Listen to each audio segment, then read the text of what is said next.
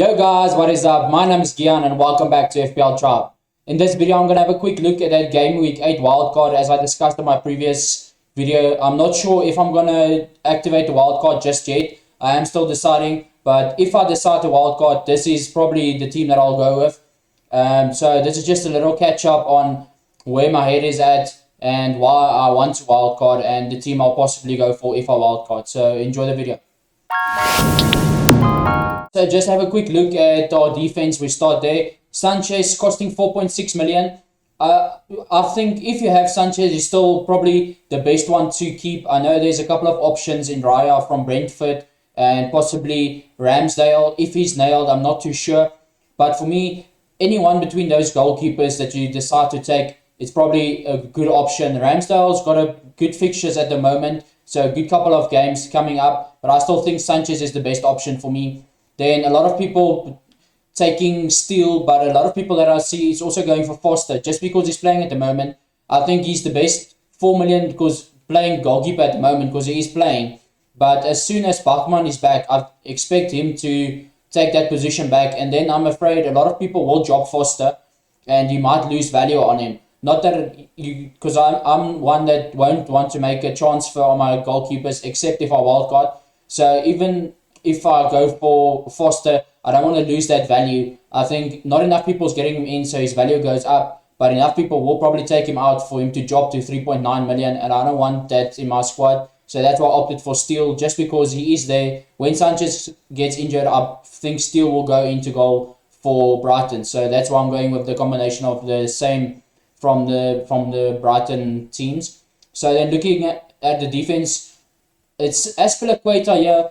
Just because Rudiger is definitely not playing as we heard now. But this Azpilicueta can still change for Reece James. If you want to save a little bit of money, I think Reece James has got a little bit of competition because Azpilicueta can play there, Callum Hudson-Odoi can play there, and himself. But I think when James plays, he's probably one of the best attacking defenders in the game. Just because he is playing in a back five, so he has a lot of freedom to go up and help the attack out. He's got a very good cross, probably one of the best crosses in the game. So it says Azpilicueta here, but it could be James. I just think with Rudiger out, you need to go for one of them.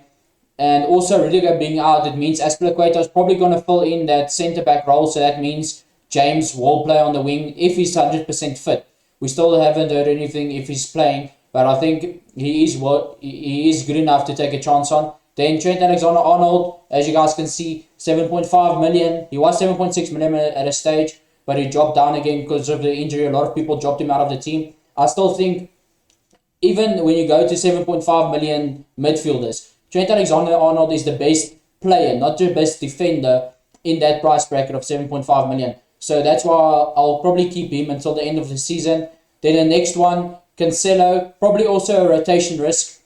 Same with Azpilicueta, or if you decide to go with James. But the amount of tagging returns he gets and he will get over this season is one of the best if you're looking at defenders. I think he is nailed on in that Man City defense. We know Zinchenko is coming back.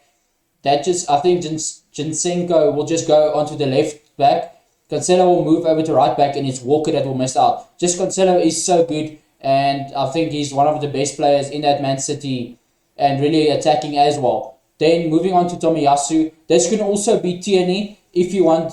If you go down Azpilicueta onto James, you get the extra money to fund Tomiyasu to Tierney. That I think is a brilliant option just because Tierney is so attacking. But if you want a solid guy in a team that's have a good run of fixtures and looking defensively very good, Tomiyasu or Tierney is definitely an option you want to go for. Then the cheapest player defender that if you got onto him from the start of the season, Livramento, cost you 4 million. I really think he's a very good option, playing in a good team and really playing attacking. He could have had a couple of attacking returns. I think he's unlucky not to score so far or get an assist at least. Well, I know he's got that one assist last week against Chelsea, but I really think he's going to get more attacking returns as the season goes on. He just gets more comfortable. It's his first time playing seniors. We know he's still young, so he's learning. But really good option for me. Then moving into our midfield, Rafinha, I don't have a lot to say on this guy. The best player in that midfield for that price. I think if he's probably better than some of the guys that are on 7 million. I think he is underpriced, as we said, coming into the season. So if you can get someone that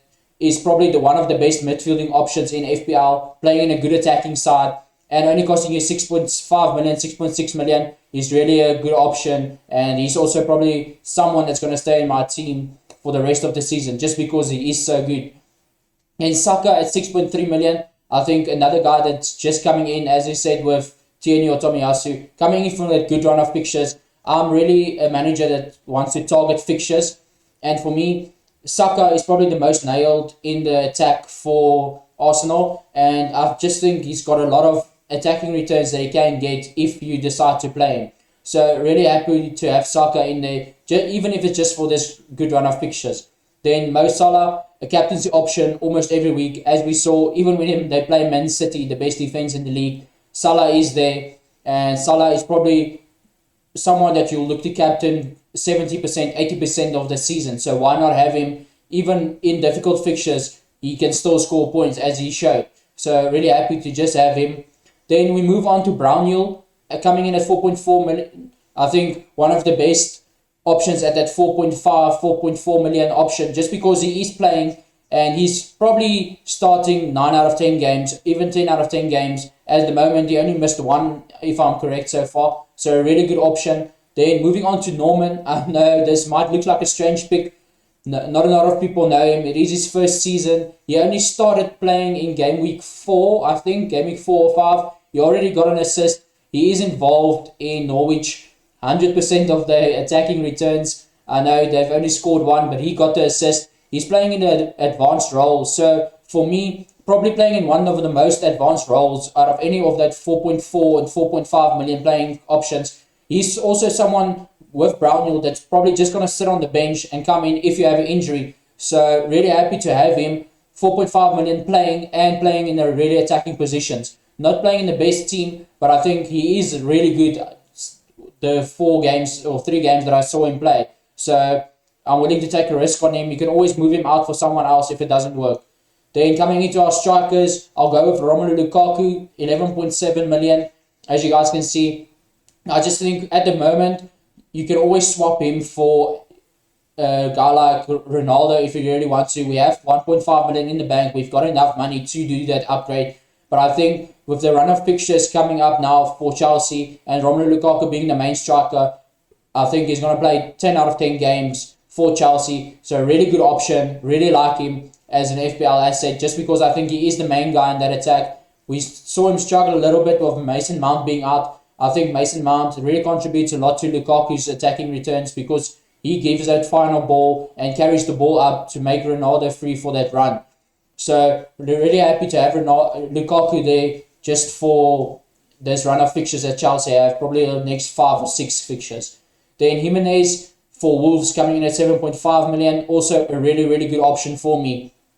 I just think with the run Wolves has, and he's scored, as we saw, I think he's got 4 returns in the last 2 game weeks, scoring 2 goals and assisting 2 coming in 1 game in the last game week. So I think with this run of fixtures, as you guys can see, I'm mainly targeting players from solid teams, but it has a good run of fixtures for the next 5 or 6 before we start to maybe move them out. Then moving on to our last guy in attack, Antonio coming in at 8 million. He started the season at 7.5 million.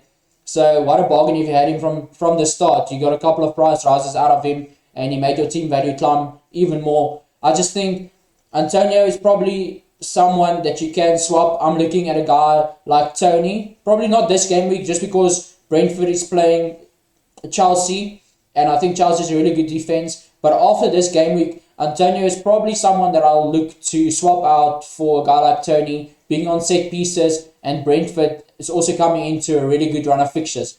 So that's my thoughts on this wildcard. And I'm just really looking at this team. There's not a lot of people that I would swap. Like I said, I'll go through it once more.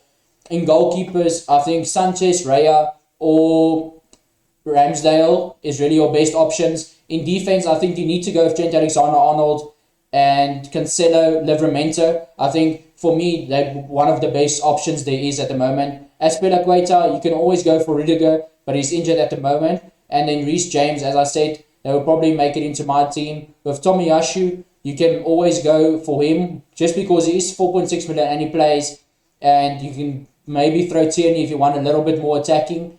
Then in midfield, Rafinha, Salah, and Norman is probably going to stay there for me just because Norman is 4.5 million playing very advanced in a very attacking position. Salah, like I said, captaincy option most of the game weeks. Rafinha, probably one of the best players on FPL just because he's so attacking and playing in such an attacking team. Lukaku, you can look between him and Ronaldo, but for fixture-wise, for the next 5 or 6 fixtures, I'll go with Lukaku. Jimenez is also there for his good run of fixtures, and also probably in the next 5 or 6. And then Antonio, as discussed, I might just have him in for this week because I think he can score. He's playing Everton. And then when Brentford and Tony come into their good run of fixtures, I'll probably look to swap Antonio out.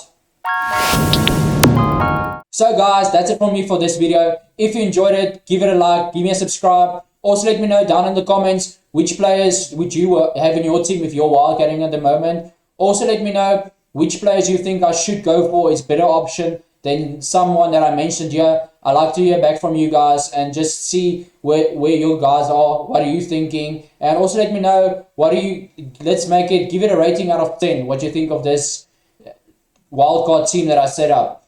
If you guys enjoyed the video, please give it a like.